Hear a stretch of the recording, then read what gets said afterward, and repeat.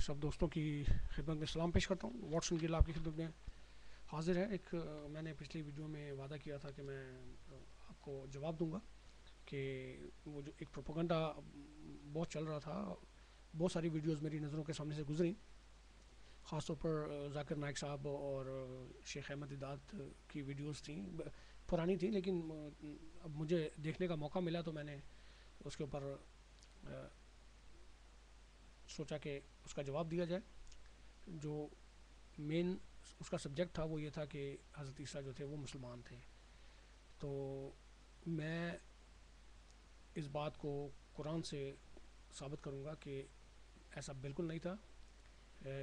ये सिर्फ एक प्रोपेगेंडा है कि जीसस जो थे ना तो वो मुसलमान थे, ना वो यहूदी थे, ना वो ईसाई थे।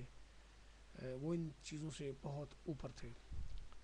और सबसे बड़ी बात अगर आप देखें तो इस्लाम जो है वो क्रिश्चियनिटी के तकरीबन 610-15 साल बाद, ज़ाहिर है प्रॉफेट मोहम्मद जो थे वो 570 AD में 570 बाद अज़ मसीह पैदा हुए।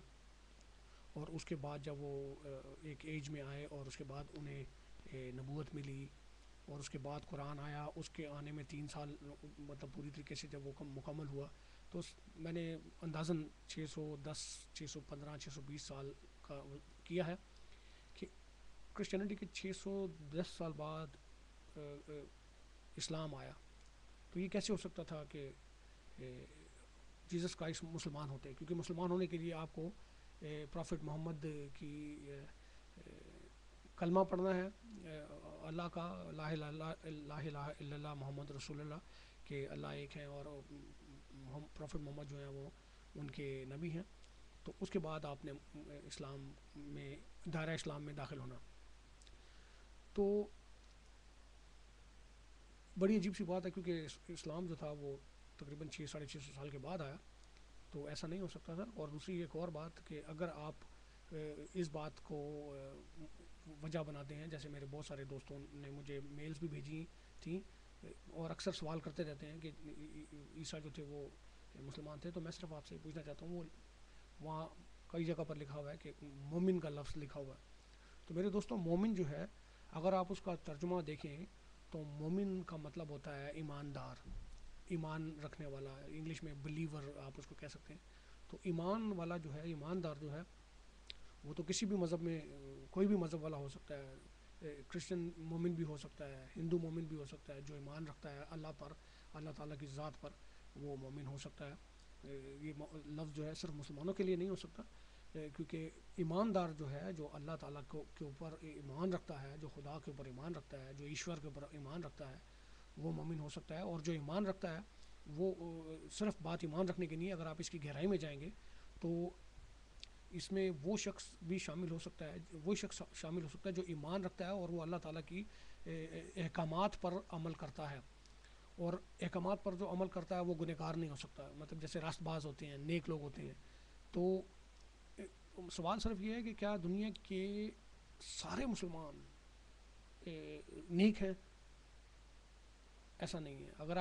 अगर ये बात है तो जो मुसलमान मुल्कों में जो जेलें भरी हैं मुसलमान लोगों से, किसी ने चोरी की है, किसी ने डकैती की है, किसी ने रेप किया है, किसी ने गलत काम किए हैं, आखिर वो भी मुसलमान है।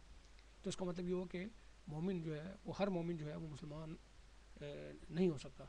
मुसलमान मोमिन हो सकता है लेकिन हर मोमिन जो है वो मुसलमान नहीं हो सकता, क्योंकि दुनिया में हर मज़हब में अच्छे और बुरे लोग हैं। क्रिश्चियन भी डकैती कर सकते हैं, करते हैं, चोर भी होते हैं, रेप के केसेस में भी होते हैं, इसी तरह हिंदुओं में भी होते हैं, तो इसी तरह इस्लाम में भी हैं। लिहाजा हर मुसलमान जो है वो मोमिन नहीं हो सकता। सर बात जो है वो ये है कि मोमिन बिलीवर को कहते हैं। और अगर ये टॉपिक आप लेके चलते हैं तो आप ये देखेंगे, क्योंकि सबसे बड़ी बात यह है कि अल्लाह ताला ने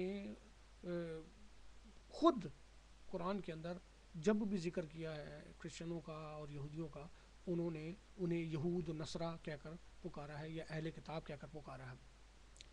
तो इसके अंदर आयते हैं। सबसे पहले हम लोग देखते हैं कि अल्लाह ताला क्या फरमाते हैं جیسس کرائسٹ کے بارے میں یا موسیٰ کے بارے میں یا ابراہیم کے بارے میں، کیونکہ بہت ساری میں نے ویڈیو دیکھی ہیں جن پر آپ لوگ اسکالرز جو ہیں آپ کے وہ کہتے ہیں کہ وہ مسلمان تھے قرآن سے، اور اللہ تعالیٰ کی احکامات سے ثابت کروں گا میں کہ ایسا نہیں تھا.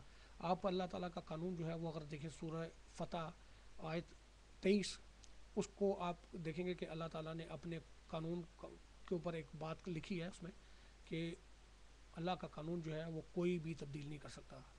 اب ہم دیکھیں گے قانون کیا ہے. یہاں تو صرف اللہ تعالیٰ کے قانون کا ایک ذکر ہے، اسے آپ کا کوئی اسکالر نہیں چیلنج کر سکتا، اس کوئی بھی نبی نہیں چیلنج کر سکتا، کیونکہ جو اللہ کا قانون ہے اس کے آگے کوئی نہیں ٹک سکتا.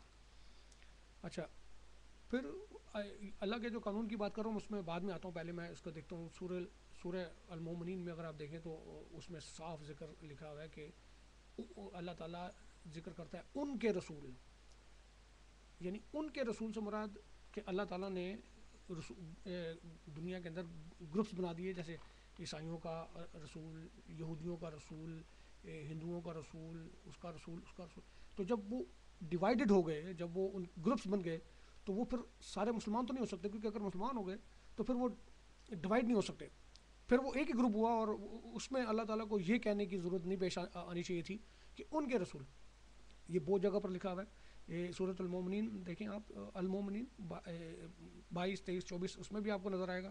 اور اگر آپ سورۃ ابراہیم کی آیت دیکھیں 8 سے لے کے 10 تک تو اس میں بھی یہ ہے. یا آیت ذرا کوڈ کر لیجیے گا.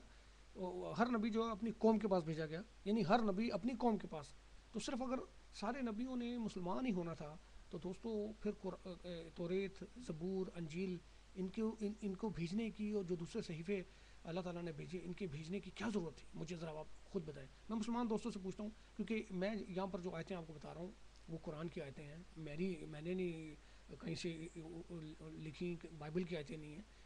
آپ قرآن پر بلیو کرتے ہیں، آپ اللہ تعالیٰ کی باتوں پر بلیو کرتے ہیں، اور آپ ان آیتوں کو دیکھیں کہ یہاں پر یہ جو آیتیں کیا کہہ رہی ہیں.